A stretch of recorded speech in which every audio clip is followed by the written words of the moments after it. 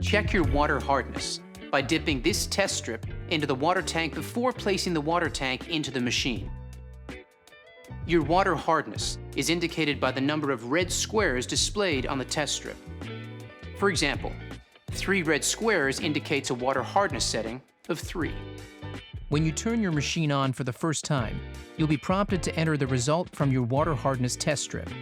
To program it on your machine, use the arrow up or arrow down keys to select water hardness from 1 to 5. Then press Menu to set. The machine will beep to confirm your selection.